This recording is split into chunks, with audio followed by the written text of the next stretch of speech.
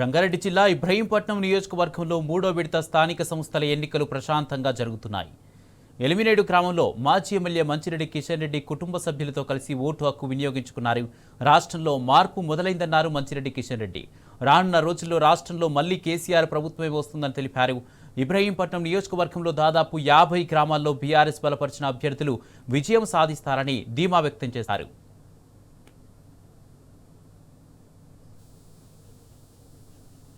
పోటీతోటి ఎన్నికల ప్రచారం కూడా చేయడం జరిగింది.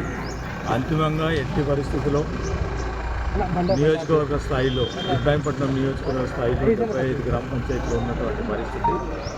75 గ్రామ పంచాయతీలో 46 ఖచ్చితంగా 46 మేము గెలవడం జరుగుతుందని చెప్పేసి బీఆర్ఎస్ పార్టీ బలపరిచినటువంటి అభ్యర్థులు గెలవడం జరుగుతుందని చెప్పేసి నేను ధీమాగా చెప్పడం జరుగుతూ ఉంది. అర్థం చేసుకున్నారు.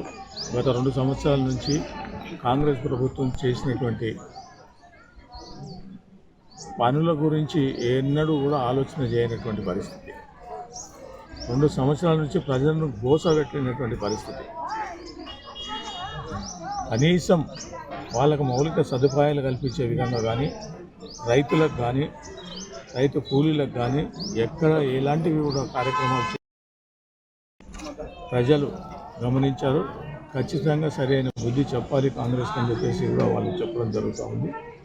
ఏ ఊర్లో పోయినా కానీ పెద్ద ఎత్తున బీఆర్ఎస్ పార్టీ గెలుస్తారు సార్ అని చెప్పి చెప్పడం కూడా జరుగుతూ ఉంది. కాబట్టి దయచేసి అందరికీ నేను మనవి చేస్తూ ఉన్నా, ఇవాళ స్థానికంగా గ్రామ పంచాయతీలు గెలవడమే కాదు, రేపు భవిష్యత్తులో కూడా పార్టీ పరంగా వచ్చే ఎంపీటీసీలు, ఎంపీపీలు, జడ్పీటీసీ